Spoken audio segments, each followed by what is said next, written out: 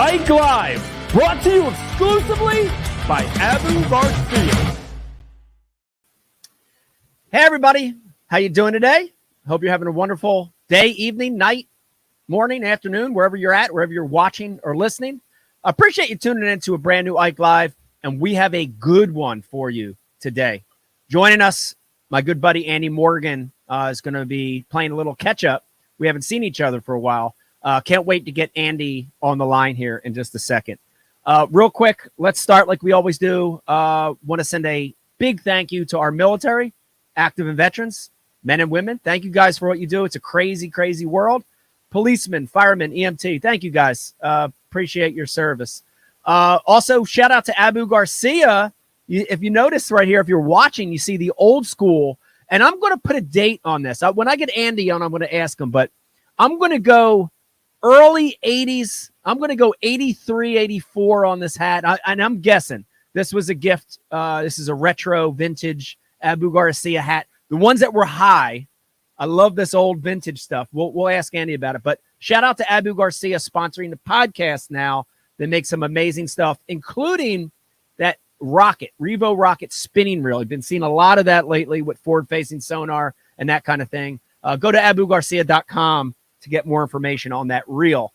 Also, thank you to the Ike Foundation. If you want to get more information on how to support kids fishing, head on over to the ikefoundation.org. We also have I have a note here from Becky that we have our kids fishing dates for 2024 up on the website. So if you've got kids that want to go fishing, go on that schedule. And we've got the schedule not just for the Northeast, but all across the country. So go over there and check that out. All right, let's get him on the phone. Haven't spoke to him in a minute. Joining us right now on Ike Live. By the way, Ike Live 2.0, Andy Morgan. Andy, what's up? Not much, brother. How are you? Good. All right, first things first. Right before you came on, I mentioned I'm wearing this. I'll take my headphones off for a second. I'm wearing this glorious high foam hat. It's got the rope, if you can see the rope on there, and it's actually a patch. It's not even embroidered. It's not supplemented printing or all that stuff that they're doing now. What would you, era-wise, Andy, where would you put this hat? Oh, my gosh, Mike, that was I'm going back like the Basil Bacon days with that one, dog. That's like mid-'80s. I have to say 80s. I think I said 83, 84 in that range, but it has to be 80s, right? Has to be. Oh, absolutely. Yeah, you're going back a day or two with that one. Man, it's crazy. And I love the retro stuff. I love the history of the sport. You know, I think we're about the same age. I think I'm maybe a hair older than you, but we're about the same age. But the history of the sport to me is so cool and important. And it's such a cool thing. So the retro stuff brings it back. I actually had a guy, a buddy of mine, stop by yesterday, and he said, would Vegas be interested in old fishing trading cards? And I was like, and my son right now is crazy about fishing. You know, I'm like, oh, dude. I'm like, yeah. I'm like, he was geeking out when he was at the Hall of Fame. I'm like, bring him. So his name's Mike Naughton, and he brought, Andy, do you remember when they did the trading card packs in the 90s? And yeah, I do. Yes. Oh, it's so cool. And like, I'm looking at these things, and Vegas is looking, his eyes are big. He's like, who's this guy? Harold Allen. Who's that? Oh my God. And he's like, Penny Barrowman. Women fished back then? His eyes are real big, you know, like all these names. But I love the history of the sport, man. It's great, you know. I do too. I probably remember more about the old days than I do what happened last week as far as what's going on with fishing. You probably do too, actually. I do. I savor the old days more, maybe, you know, because I don't know if it was because I was more on the come up or I was more of a fan back then. I don't know. I feel like I'm still a fan now, but for whatever reason, I agree with you 100%. I look back at those days and I'm like, God, that they were the days, you know? I had this conversation last week with some friends of mine, and that's what everybody just reflects on as great memories. I mean, our fishing's really good, you know, right here at home on Lake Chickamauga. We catch a lot of big fish. Just me and my buddies talking. Yeah. But everything rolls back into what happened 20 years ago. And I think it was as tournament fishing, the industry, folks in general. Everything was growing. Everything was new, whether it was a jig color to a spinnerbait blade to some kind of new top water. The growth back then was what was demanding. It was what we all loved. Yeah, I don't think you're ever going to replace that error. No. Everybody has their own opinion, but in my opinion, there were like two great eras of bass fishing. And the one is the one we're talking about right now. You know, it's that I would call it early 80s to mid 90s. And, you know, for me, that era, when I close my eyes and think about bass fishing, it always goes to that. Yes, the same. I'm exactly the same. I can remember things back early in my career, even just fishing buddy tournaments with my dad and partners back here at home. I can remember the smells of the outboards. You know what I'm talking about. Oh, I know what you're talking about. The sounds, the different sounds of the outboards back then. That's what really, really magnifies in my mind. Dude, that's such a cool thing about history, whether it's, you know, if your history is racing or whatever it is, a smell, a sight can bring you back. And you said that, and it's funny. And my memory of a smell is my grandfather had this tackle box, Andy, and it was those old, you know, you'd open it and it was the trays would appear. Ding, ding, ding, ding. All these trays, and it had a brass hinge. Dude, I was a kid. I remember looking at that box and I'm like, dude, that's the holy grail of fishing. Like one day I will have that box. You know, I'll have a box like that. And I remember, dude, the smell was this wretched mix of rust, And fish formula, plastics, and a little sprinkling of salmon egg scent in there. No, dude, you're so spot on with that. That's one thing I can really remember is the old closet that my granddaddy had. And he had dozen tackle boxes in there, and that was like you said, you open them up and the trays appeared. Dude, and all that went on with that was like, I don't know, maybe my love of fishing back then, that just, you know what I mean, made everything pop, was that smell. Yeah, it's unbelievable.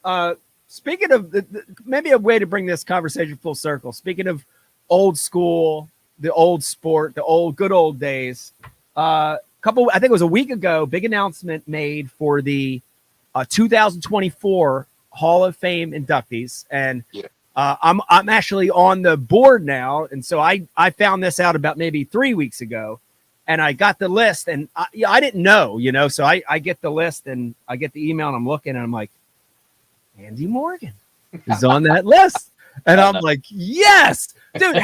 Okay, first of all, congratulations. Like that's being nominated is an honor. I know, trust me, I know that's an honor in itself. But how does that feel? You got to be a little pumped up about that. I am a little pumped up about that, Mike. It's kind of a strange feeling, actually.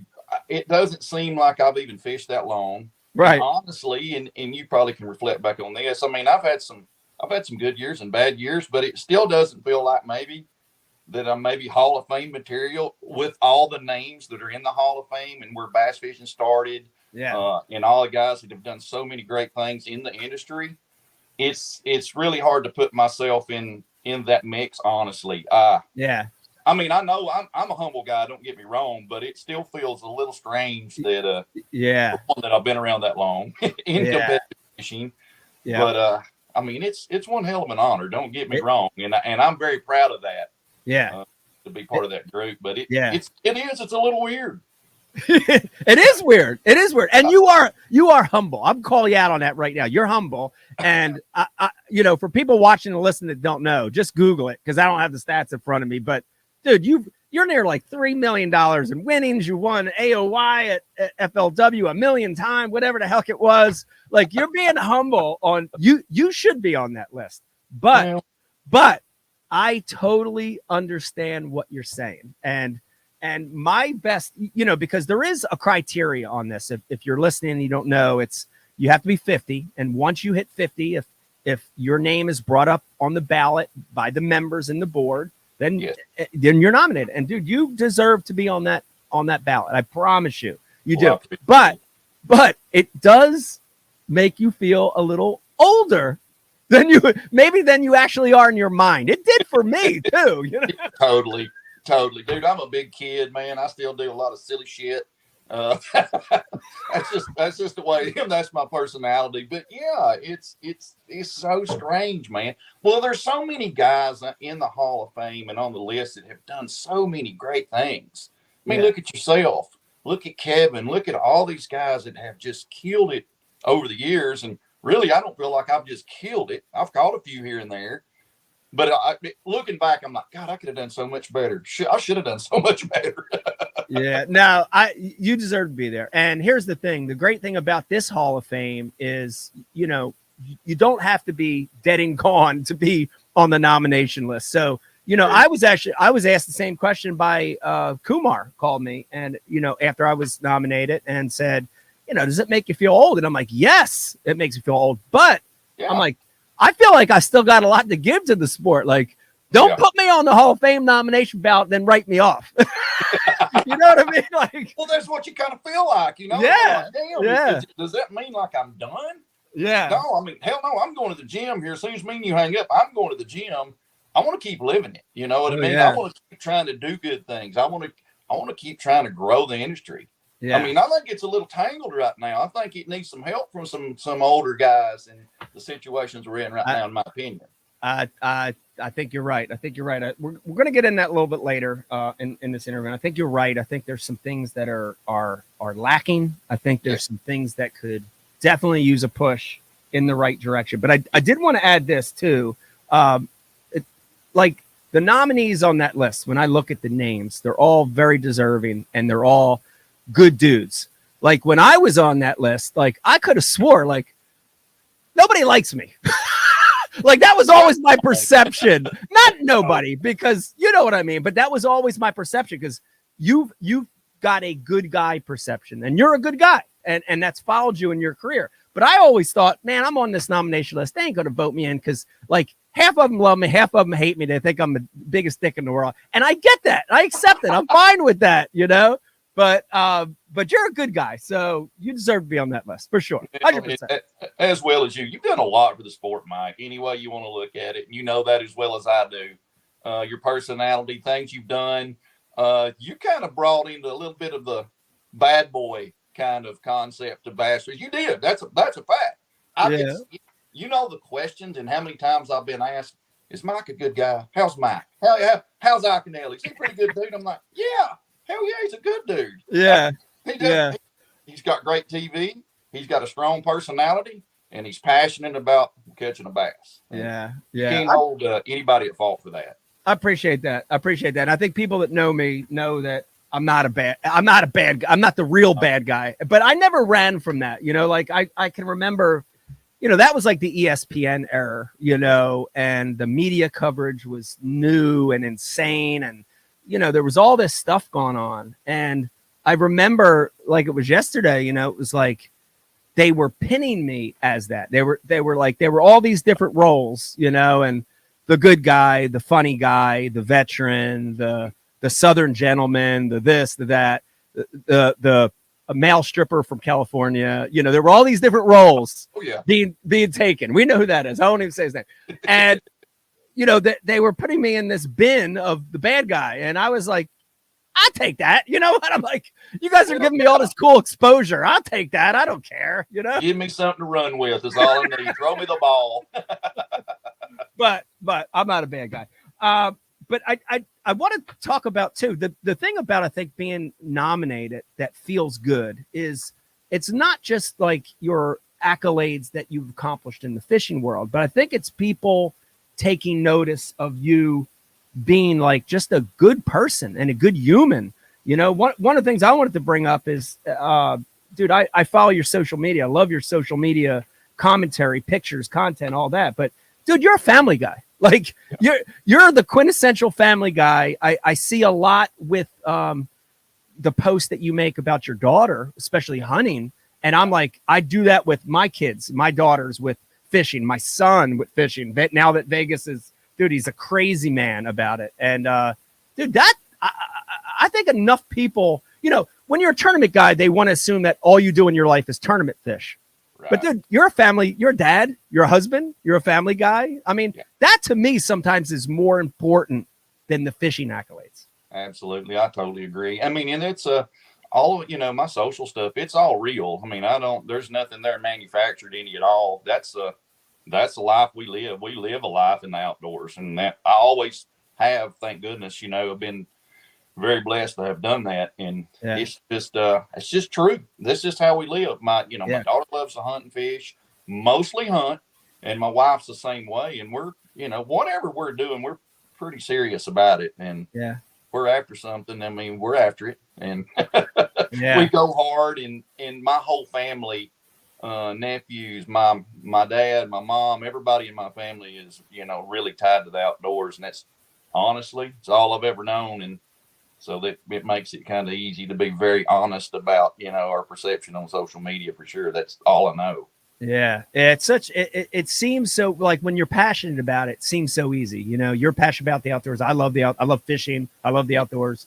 Yes. But I think it's under talked about. I think there are so many parents, dads, moms, single dads out there that want to do it, but can't do it. They're kind of trapped, or their kids just go in a different direction. And dude, it's such a rewarding, fulfilling thing to be able to pass that to your kids or other kids. And I see that in your post, and hats off to you for that. It's great, Yeah. I guess the most time that me and Keely, my daughter, get to spend together is in duck season. A lot of people don't really think, well, she probably goes every once in a while with her dad. I mean, no, literally, when she's off from school on Christmas break, she hunts every day with me. That's awesome. And whether I want to get up and go that morning or not, and she wants to get up and go, I'm going.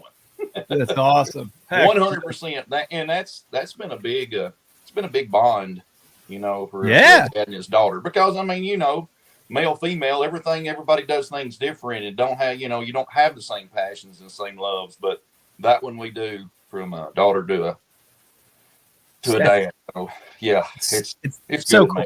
Good. So cool. It's the best in the world, man. It's the best in the world. Speaking of hunting, I want to call you the plate on this, because this is something that I have heard from very other respected anglers. Like, I've heard this comment before from Gerald. I've heard it from Hackney. And I'm paraphrasing. I don't know exactly how they said it, but they basically said, yeah, Andy fishes basically just to support his hunting habit. That is so true, Mike. It's true, isn't it? Yeah. It is so freaking true, dude. That's so awesome. See, I fish so hard all year long just to get to August, typically. Yeah. When August was there, we always had the FLW championship, and my year was done. And it was like a celebration. Yeah. Woo! Yeah. Let's do it. We're going to open up the floodgates, and we're going to hunt or chase something every day. And that's all I've ever wanted to do. And it's kind of weird, but my whole expectations was to make a living fishing so I could take off and hunt all fall. Yeah. That was always right there. That's what I wanted to do. I wanted to be successful so I could hunt all fall. And thank goodness that's worked out. I love it. Well, I appreciate the honesty. This is Ike Live, and you're not allowed to lie on this show. So I appreciate the honesty. And I can relate, not to the hunting part, because by the way, I've mentioned this on other shows. I'd love to get into hunting. I've hunted before, but I just, like, if you don't have somebody, like my family fished, so I fished, but I would love to get into it.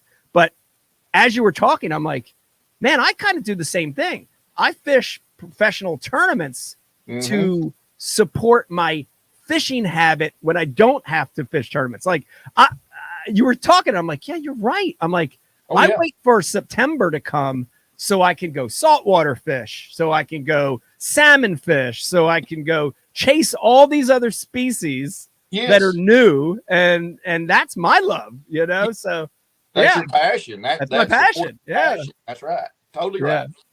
That's awesome. I do want to jump back to fishing real quick, and this is sort of just how it happened, and this is one of the reasons. I have this list I create, and I scribble down names. Like, man, I got to get this guy on, and I'm like, man, I haven't had Andy on in a long time, and you were on this list. I'm like, I got to have Andy on. Last time, Andy wasn't on Ike Live 2.0. He was on the old debauchery show where there's 50 of us getting drunk. I'm like, no, this is the new show. I got to get Andy on. And then, just as it would happen, the last 3 guests I've had on the show, I'm not making this up. Like, again, there's no lying on Ike Live. I'm trying to think of the order of it. I had Randall Tharp first. Yeah. Then I had Zach Burge. Then I had Ish Monroe on last week.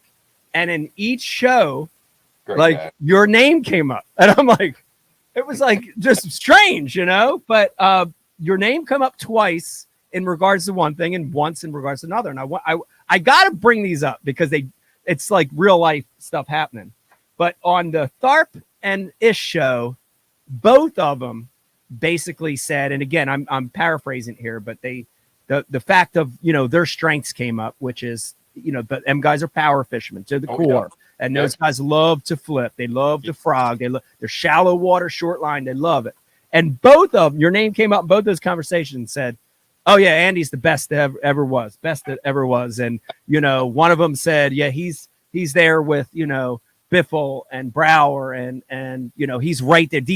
Ish, I think, said D Thomas. Oh yeah. Andy's the best there ever was. Dude, and it's happened before to me. That's got to feel good to hear other people saying that, to put you right there with the best in the world at that style of fishing. It really does, man. I don't even know what to say. And Ish always says, man, you're the greatest, And of course, I always follow Ish and Randy on all their social stuff, and we talk from time to time. But yeah, it feels very flattering for sure. Very flattering for sure. And you brought up D Thomas and Bill and Brower. Dude, those are the guys that back in the heyday when I was coming up, dude, I studied those guys. They were the guys. That's what I wanted to be. That was my style. Yes. I love that style, and I love how those guys, they were driven, and dude, the big sticks, the big lines, the big hook sets, big Me fish. Too. Me dude, too. I was just, I ate it up.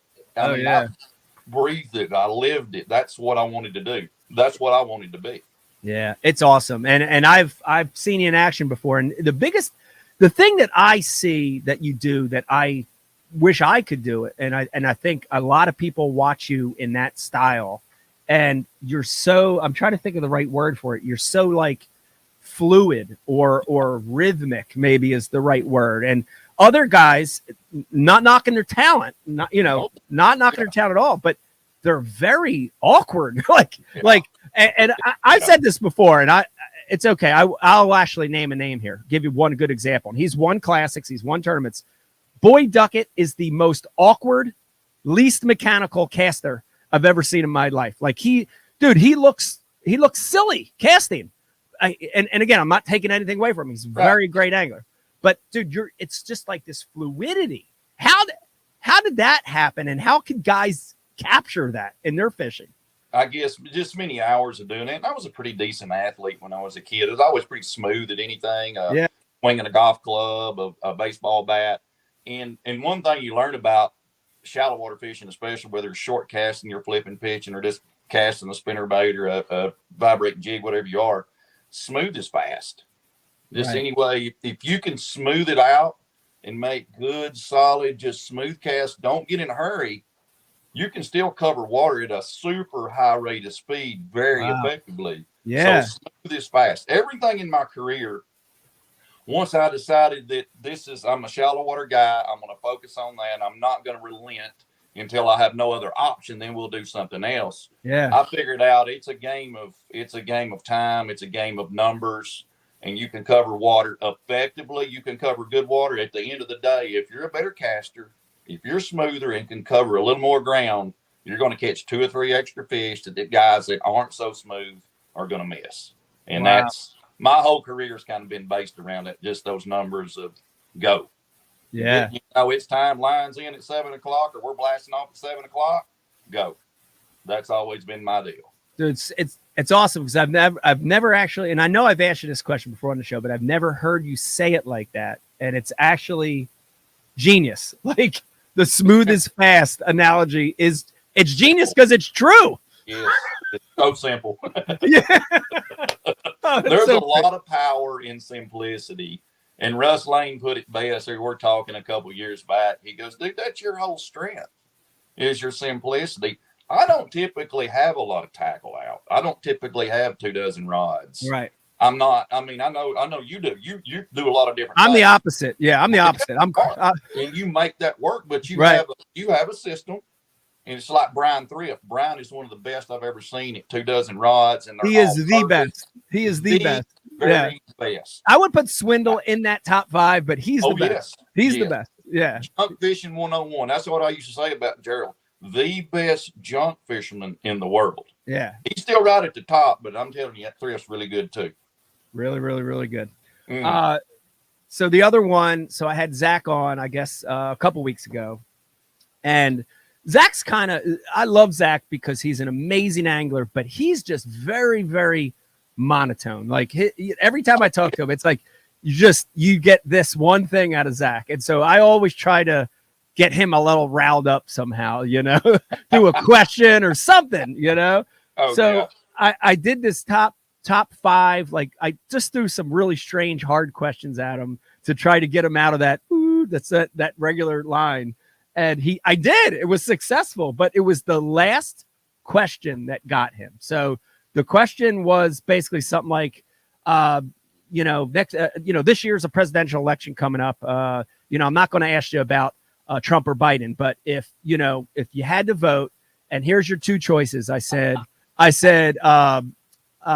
Boyd Duckett or Chase Anderson. So I pinned the 2 league presidents against each other, and he wouldn't answer it. He wouldn't, dude. He turned red. He started kind of like, you can tell he was laughing inside about it. And he's like, oh yeah. And then he says, can I put an independent vote in? I'm like, sure you can. I'm like, they never win. It's always like, in the real political world, they never win. There's always great independent candidates, but they never win. I was nominated. Yeah. And Zach nominated you. And then when he did it, and I'm like, and then I was kind of like, I stopped and I'm like, you know what?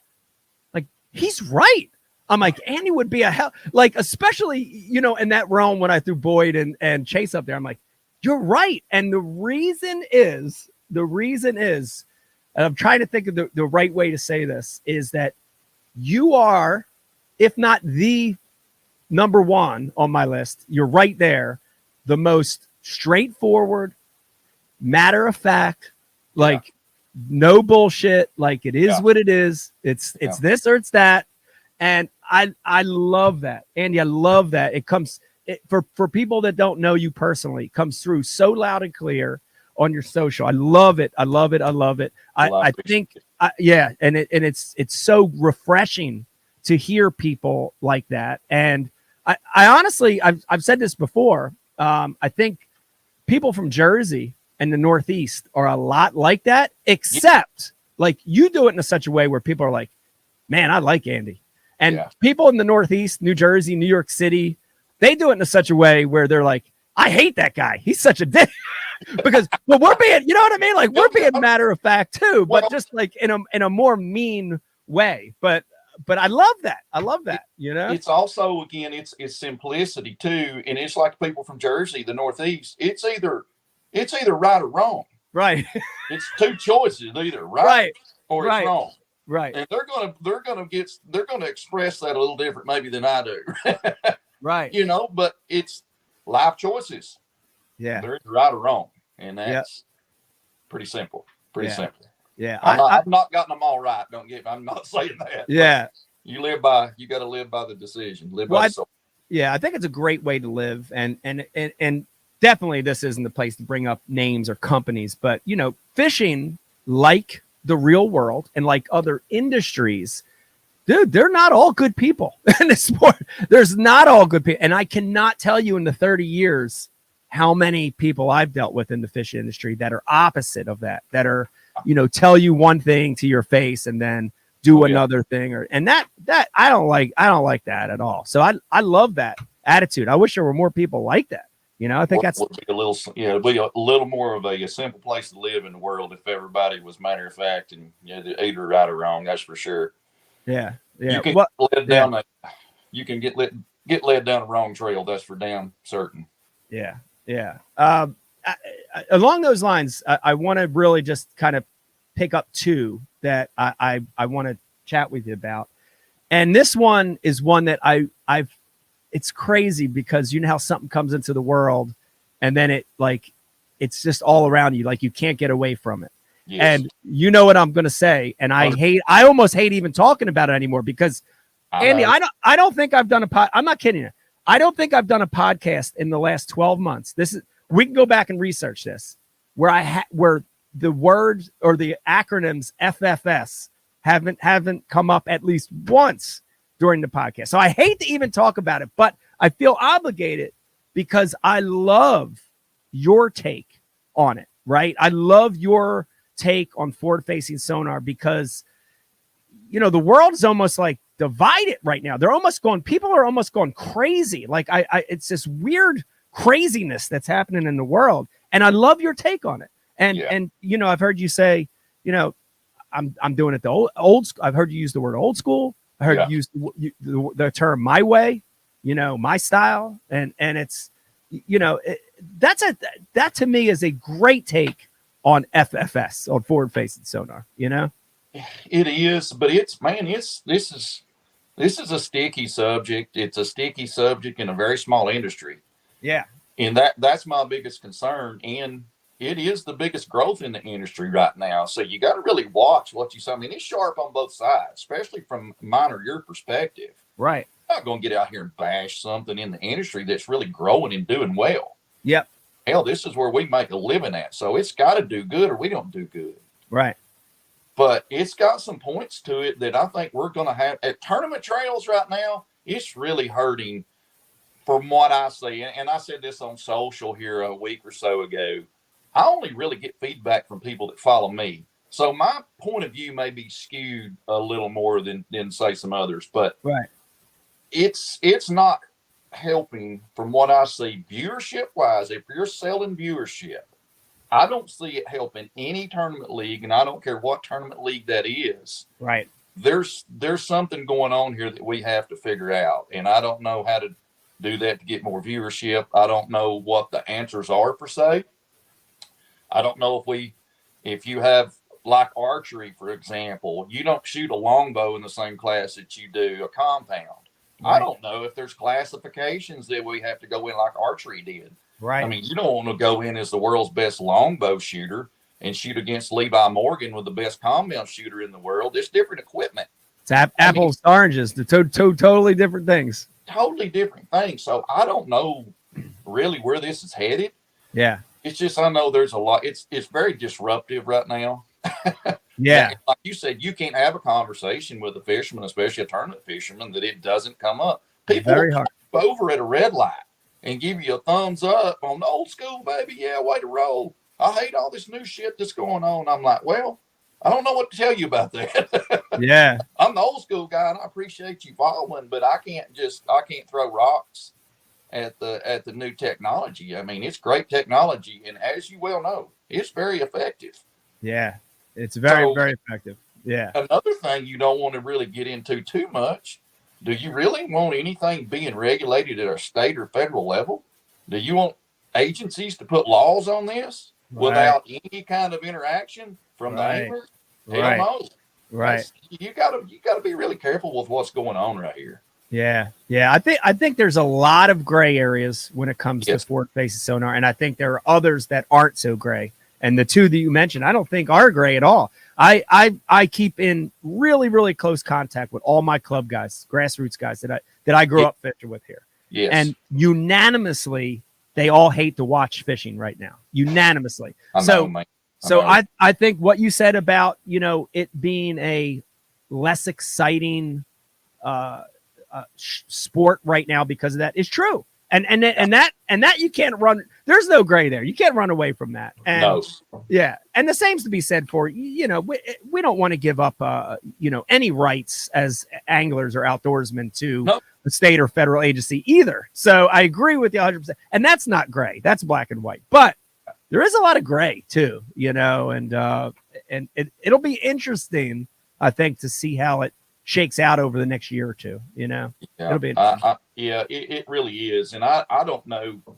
And like I said, I've had many conversations. I don't even know what else to say about it. Right. Other than if you're a competitive fisherman right now and you're thinking about you might want to do this to supplement your living, what you got, or to actually take this as somewhat of a profession, you've got to learn this stuff. I mean, you're going to have to utilize it pretty much every day in something you're doing on the water. And honestly, I've gotten, I guess, way more used to looking down there at it, even flipping. even dock or whatever it is. I've caught, and I know you have too, but probably way more than me. You catch a lot of fish off of that you never would make a cast at. Oh yeah, one that's not on a dock post, one that might be to the left 50 feet, or yeah. Just looking for brush, right, or whatever on a set of docks, or going down a bank or a stump line. Well, you might fish a section of bank here on Chickamauga where I grew up for 20 years, and there's a stump out there in 16 feet that you've never made a cast at. Never knew it was there. Never knew, and you do. So I mean, it's got a lot of good, and it's got some bad, and the bad is the viewership problem. Yeah. And that's, like you said, that's pretty real, especially if you're hearing it on your end too. I mean, I know you got a lot of influence and a lot of followers. Yeah, it's nonstop. It's nonstop, and it'll be interesting. But I think using it as a tool, even if you're anti-forward facing or if you're a shallow water angler, using it as a tool is what you have to do. Like we had Scott Martin on. Scott Martin used it to find clumps on Okeechobee that were, sitting out there in 2 to 4 foot of water that he couldn't see because the water was turbid, but he knew the fish were spawning around the clumps. Like that kind of thing. That's absolutely a tool. Yeah. I made a video and I hadn't not even put it on social media yet, like yesterday. And the bottom line is, and this is matter of fact, if you're not using it somewhat, you're going to get your ass whooped. Pretty much. Period. Period. You are going to get your ass whooped. You can't totally old school everything. Right. Some cases, yes. Right. But very few actually does that fall totally old school. You're going to have to kind of open up and use it. It's mind blowing. I mean, the start of this year, I'm a week away, but again, I'm a fan of the sport, so I watch other circuits. Absolutely.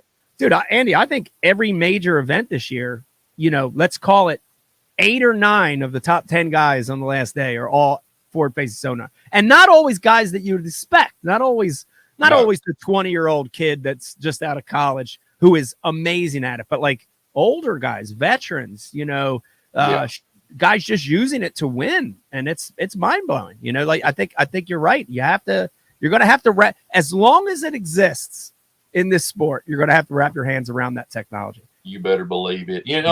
The disappointing factor of that is the time that me and you both spent in our careers actually getting to a point where you can compete consistently and not take those brutal ass whoopings. Like when you first started, dude, I whooped a lot.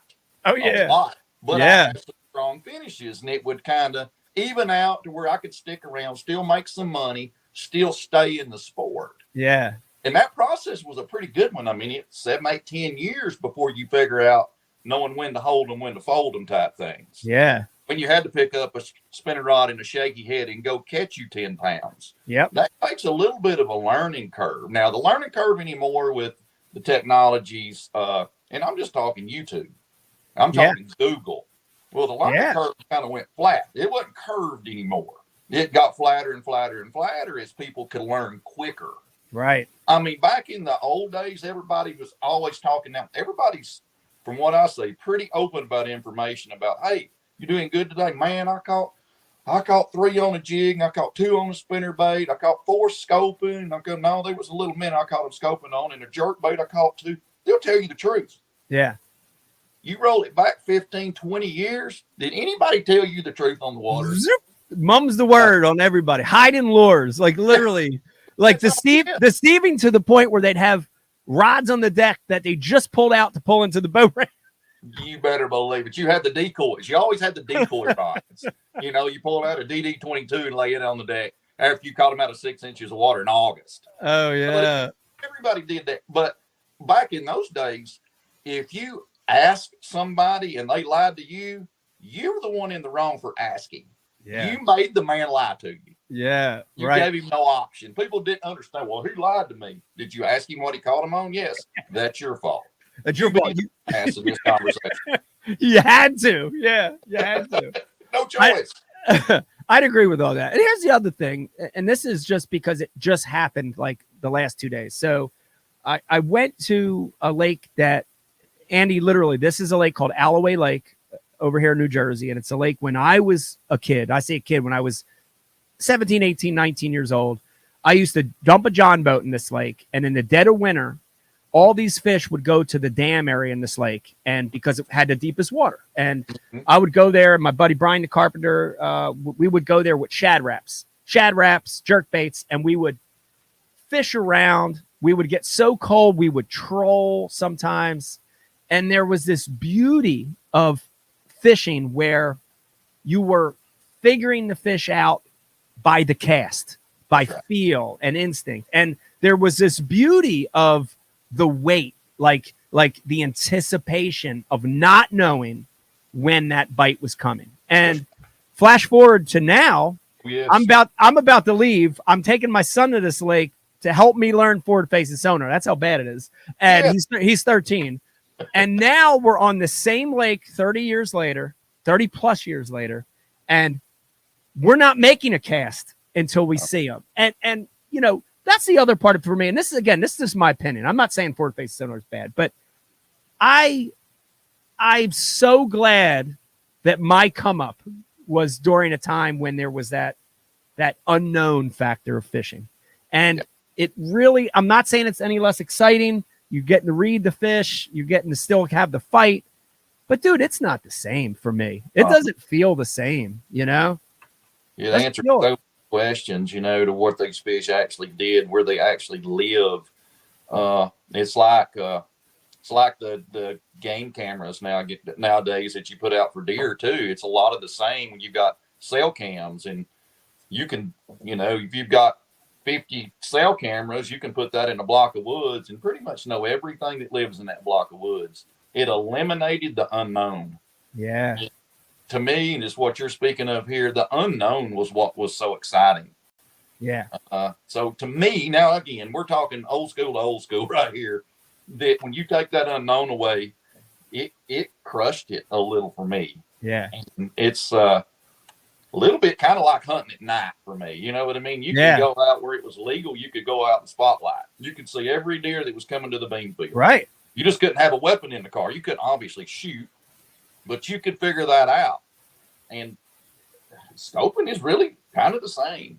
It's a flashlight. It's an underwater flashlight. Yeah, it's an underwater flashlight. It's the same thing. And it's, I don't know. I don't even know what else to say about it. I know. I'm so sick of talking. I wish I had the right answer for everybody to make this work, and we could really roll with it, and viewerships would climb, and we'd all, you know, we'd all see better days. But I'm afraid, and we were talking, were these old days that we came up in fishing, are they going to be the best that there was? Yeah. Or maybe. Have we lived the top of the heap in tournament fishing as far as the money goes? Yeah. Obviously, that was way better back then. Way better. Yeah, it's funny. It's funny you said that because, like yesterday, the Super Bowl was on, and my wife was like, "Let's make a funny post. Pull out your classic ring, you know," and pulled out the classic ring and made a social post about it. And you know, she's like, "Yeah, do they even give a classic ring away anymore?" I'm like, "Nah, they stopped doing that years ago." And what's a classic worth now? That's like 200,000. What was it when you won? Oh, it was 500. It's $500,000. And you know, it's like you're watching this, and it hurts too, because you know, part of you, and I'm, you know, we're older guys. Part of you is like, man, I've been through it. I did that. I've done that. When I retire, good riddance, peace. You know, peace. Yes. Thank you for having me. But the other part of me, because I have a son that's 13 that loves it, and I see high school kids and college kids that love it. The other part of me is like, I feel bad almost just piecing out. And you know, I almost feel bad about just saying, well, it's your problem now, right? It's almost like I feel burdened about, even though I don't want to deal with this crap, forward-facing sonar, I have to, because you have to, or we're in trouble, you know? I'm the same way. I wish I could just go away and not say a whole lot about it, but I've got a level of guilt that says, damn, man, you need to say, you know, at least express your opinion here. Right. You know, shine some light on it, shed some daylight on something that needs talked about. I mean, yeah, I'm the same way, dude. It's almost like it's not a racing history by any means. Yeah. But it's definitely casting a shadow on what I've seen. And see now, and that's a fact. Those back 15 years ago were the better days of bass fishing. Yeah. I mean, you got to call it what it is, and that's a fact. There was more money, there was more excitement, there was more unknown. And I'd have to agree with it. I'd have to agree with that. And the good news is that our sport's still young. Sports do go through growing pains. We've only been around since the 70s. So the good news is, I think we will we will figure this out and we will get through this and on to better things. Absolutely. I hope that happens. I really do. There's very few sports. There's very few things in your life, and you've done it, I've done it, that you get to compete against the folks that you idolized. Right. And we did get to do that. Very rare. Very rare. Very rare. I mean, when Ray Scott introduced and came up with the Bass organization, and he started putting these guys out there that you were watching, and they were winning classics and Angler of the Years and winning tournaments and was spinning off TV shows. Dude, those were the guys that I idolized, that you idolized. Yes. To get to compete, get possibly put in the Hall of Fame with those guys. Very, very rare that happens, especially in a sport of bass fishing. And we called it and I have a little bit of a hard time nowadays calling it a true profession, as far as I'm paying an entry fee. Right. And that's right. what right. Yes. Ups and downs and that I don't know, it's kind of watering that down just a little bit for me as I get a little older. Yeah. I agree with you. I mean, to be able to do this, to be able to have made a living out of it with all the negatives that have happened or are happening, still we're very, very blessed and lucky, man. I don't know. You're not going to do this any other where in the world except in the United States. And to be a part of that era, we are both very, very lucky. That's you bet, buddy. You bet. 100%. That's for sure. I do want to circle back. We were talking about, I love, you're just very matter of fact and you tell it like it is. And I love that. And it was probably the single best thing I've seen on social media. And social media, the funny thing about it is it's a business tool. There are things you have to do, but I love following the guys. I follow if the guy has his tour card, I follow him because I love it. And I love just watching their life and all that stuff. But you said something that was the single best thing I've heard on social media for a very, very long time. And I'm not kidding you. And again, I don't remember the exact, I don't want to put words in your mouth, but it was something to the lines of, it was basically this 5-minute piece of saying that, you know what? I don't care about the politics. I don't care about the BS. I don't care about this and that. I'm going to go fish. I love fishing. I fish because I love fishing, and I'm going to put it out of my mind. I'm going to get it out of my mind. I'm just going to go fishing. That's what I like to do. And I remember that post. And actually, like when you see a post, like I think I watched it like 2 or 3 times. And I don't want to sound like a stalker or anything, but I think I watched it like 2 or 3 times because here's the main reason.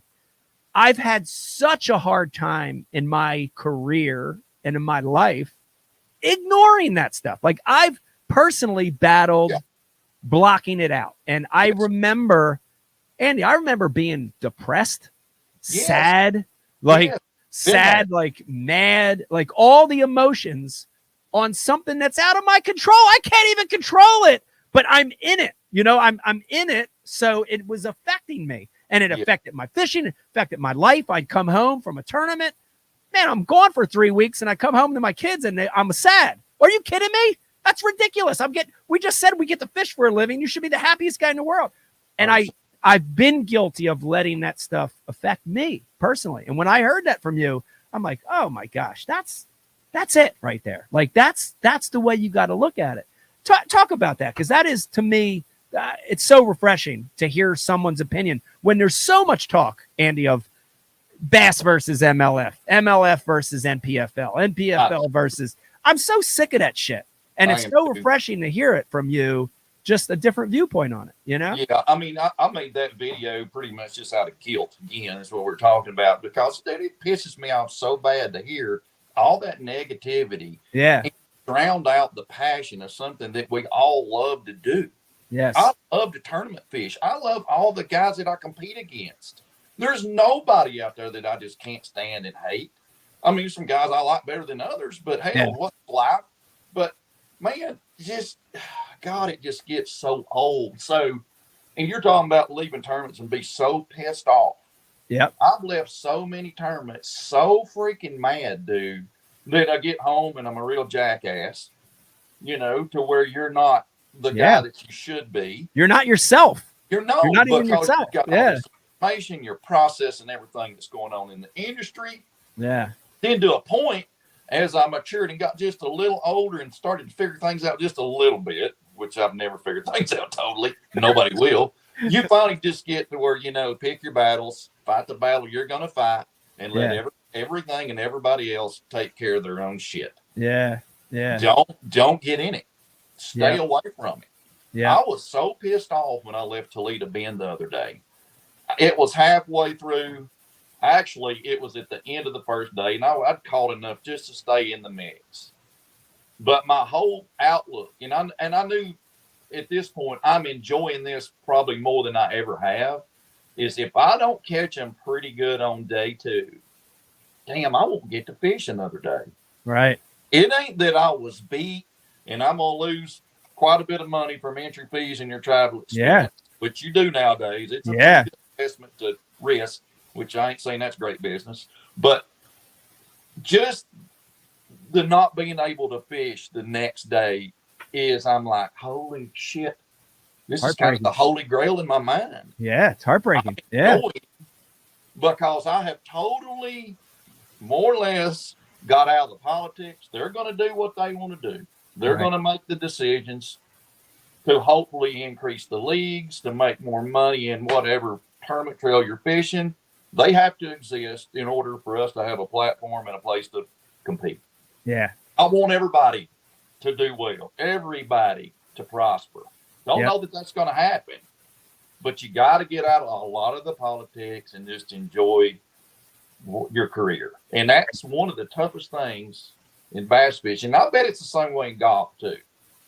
I follow golf a lot like I do everybody in bass fishing. You've got to get over that hump and just you got to enjoy your days, man. You only get so many anyway. Hell, I'm 50 years old. Life's short. Life's very short. So once you kind of accept, like, hey, let's go have a big time today. It's going to get daylight here in a little while. Yeah. We're going to get to go out on the lake. We're going to do what we really love to do. Yeah. Now, is it mind blowing and piss you off some days? Absolutely. Absolutely. Yeah. Turn that corner just a little bit. This gets better. I swear it does. It gets more enjoyable, as you well know. Yeah, it's such a good outlook, man. I love it. Like I said, I wish I could have been more like that when I was younger, and I still strive to get more of that attitude, and it's still hard for me sometimes, but it's such a great attitude. And I think you're right. I think, dude, every day is a bonus, man. Like, we've all lost at the older. Here's the thing about getting older. A lot of our viewers, Andy, are young. We got a lot of high school, college kids watching this, and I remember, you think you lived forever back then. You're indestructible. Bro, you could do anything. Anything you want to do, just go ahead and do it. You're good. I remember those days. But as you get older, you get in your 50s, and man, it's like you start losing people more and more every year. You start losing people. And, like we lost Aaron a few years ago. And, you start losing people that were your friends in the fishing industry. And it does make you step back. And you're like, God, I gotta let go of this other stuff. I gotta let go of this negativity and live my life, because it's short, man. It's short, It is, and that's just a good life statement. And in whatever you're doing, just figure out a way to enjoy it, man. Yeah. Figure out a way to enjoy every day, if at all possible. Get something good out of it. Yeah. And that's it's easier said than done some days, but God, you got to do that, man. It's like I say, life is short. Life is short. Life is short, man. That's so true. I got this I usually throw a last wrap-up question. I think I already know the answer to this, but I'm going to ask it anyway. I like to ask guys on, what's the one event moving forward? You guys still have a bunch left. What's the one event moving forward you're looking the most forward to? I think I know the answer, because we already mentioned it earlier in the interview, is the last one, so you can go hunting. But Always is the last one, no matter where it is.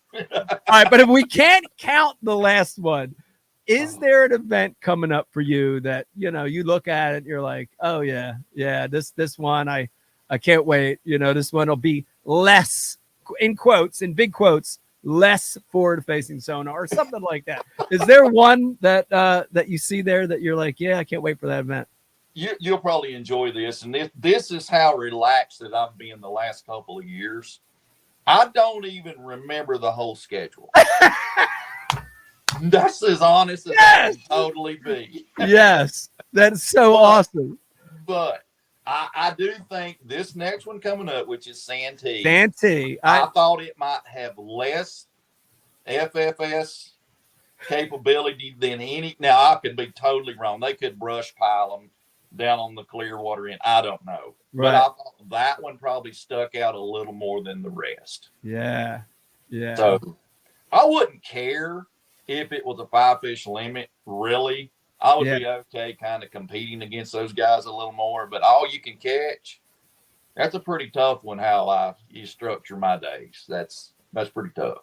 That's a tough one. I agree with you. I fished over there and fishing over to MLF, and be honest with you, I think for my style numbers at the time, this is pre the world forward-facing sonar utilizing that technique. I think I was good at that format because I could 1 pound them to death, and I could 2 pound them to death. And like I remember when they started putting, they started changing the rules, and it went from a keeper fish to, had to be a very minimal weight. Like I remember saying, oh gosh, taking away my strengths. But in saying that, there is something, and I think it gets back to, the beginning of this conversation. When I was a kid, when I was cutting my teeth, when I was fishing the clubs, when I was watching TNN, there was that mystique of 5 big ones, in your well. I mean, boat flipping them, Andy, boat flipping them. Yes. If you're from listening to this podcast right now and you belong to PETA, I'm sorry, but boat flipping them and letting them flop on the carpet, you bet, hitting them off the gunnel. Like there was a mystique to that. And now that I'm back at Bass, and again, I've not fished well the last couple of years, self-admittedly not fished well, but I'm back into where it's me, if that makes any sense. 100% it does. It goes back to the old ways, to the old times that were great. I don't want to be penalized for fishing for big ones. Right. Every fish counts. You kind of are a little bit. You're kind of penalized for fishing for big ones. There's less of them. When there's no limit on them and you're head counting, I mean, you got to go with what's more prevalent, and that smaller fish are more prevalent than big fish. Right. But the big fish, man, it's just hard to turn that off after you've done that for 25 years. Hard to turn it off. I mean, I guess that's why I still old school fish and I hadn't changed much. Hell, I want to enjoy it. Yeah. They may whoop my ass, but oh well. I guess that's the way it's going to be at some point. But yeah. Well, that's a great attitude. And again, I get this question a lot, especially recently because I'm getting older. I'm in the Hall of Fame now. They expect me to retire. I get the question about, when am I going to retire? I honestly don't know the right answer to that. But, if I can enjoy the remainder of my time in the sport, that's what I want to do. And I know that's what you want to do too. 100%. That's well said. You'll know it's time to retire when it's time. Right. I wouldn't even think about it. I wouldn't. People have asked me. I'm like, I don't know. I mean, 5 years, 10 years. It's hard to put a number on it when it's time, I go, you know what? I think I'll retire. Yeah. And if I make the decision, that's what it's going to be. I'll be like, all right, done. Yeah. Going deer hunting. Yeah. Going wherever. That's awesome. I agree with you 100%. Andy, this was awesome interview, dude. Honestly, I appreciate you. I know you've been on Ike Live a bunch, and this is not taking any of those times away because we had a lot of fun with you then. But I really enjoyed it. And actually, I'm looking at the clock. This is about 50 minutes, which is crazy. It lasted a lot longer than I thought, but the good ones do. And I appreciate the conversation. It was so nice to catch up with you. I don't get to see you as much anymore, so I appreciate you coming on. I told you the day you said you were going to retire, I walked up to you. We were in North Carolina. I said, bro. I remember. This sucks. I know. I mean, literally, dude. It made I remember that. Tear up a little bit. I'm like, no, I don't want you to retire. Yeah, this I remember. still is going on. It's still happening, man. It's just sad to see everybody getting a little older and even thinking about retirement. Now, you were rolling out and you jumped in fish bass. Then you got Kevin retiring. You've got everybody going different directions. It's sad. It's sad. It is sad. It's almost like the end of an era, but with every end, there should be a new beginning. So hopefully what we got coming is better than what we had. I doubt it, but you never know. Andy, thanks for coming on. And good luck. I'm going to be watching you guys over at Santee. I have a feeling that one will be great for you. And I wish you the best. And keep doing what you're doing on social media. I love it. I think it's great. And I know a lot of people that love what you're doing. So keep going, man. Well, you as well. I hope you really bust them this year. And hey, I've enjoyed this, and I appreciate you having me on. And anything I can ever do for you, just holler. Yes, sir. Appreciate that. Thanks, Andy. Yes. Thank you, Mike. You got it. Later. Bye. Oh. There you have it, guys. Man, that was a good one. So good catching up with Andy Morgan. Honestly, you've heard it said before, but 100% one of the nicest guys on tour. And I'm not just saying that because he was just on the show. One of the nicest guys on tour. And you got to appreciate his attitude, not just toward fishing, but toward life. So I hope you got something out of that. Let me remind you guys real quick, Abu Garcia sponsoring the podcast. Head over to abugarcia.com. Check out that rocket spinning reel. Whether you like forward-facing sonar or not, it's going to get that line back really quick, and that's important sometimes. Also, Ike Foundation, getting kids fishing. If you want to help support that, head on over to the ikefoundation.org. Also, if you've got kids that want to go fishing, check out the dates there. We've got kids fishing, general bank fishing. We've got tournament fishing, all sorts of stuff. So go to ikefoundation.org and check that out.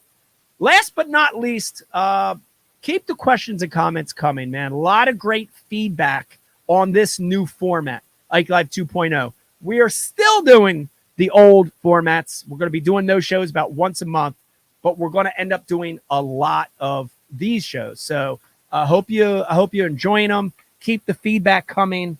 And I hope you have a great day, week, year. Just keep following along. It's going to get really, really good. So hope you enjoyed it. Have a good one. Bye. Do you fish for excitement? Do you fish for passion? Do you fish to get outside?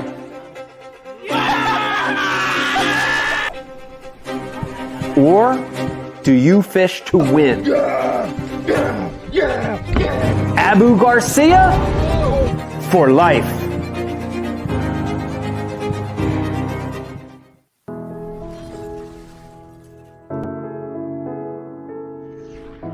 You know, right now where we're standing, we're in Camden, New Jersey. Yeah. Philadelphia is right there. This is the concrete jungle.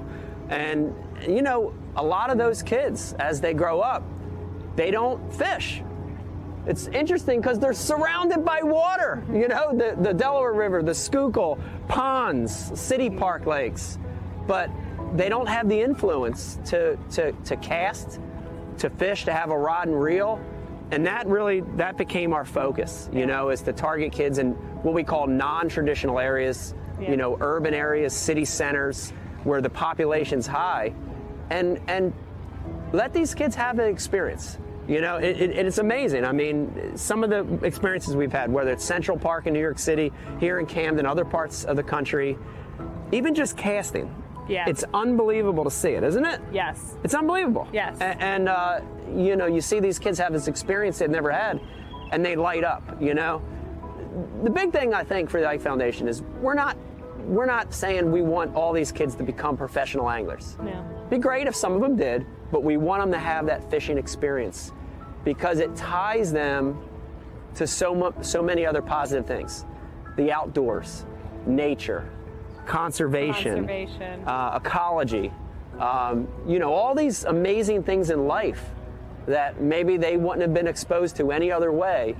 We're trying to help with that. So it's important. It's important for us. Yeah. We're proud of it.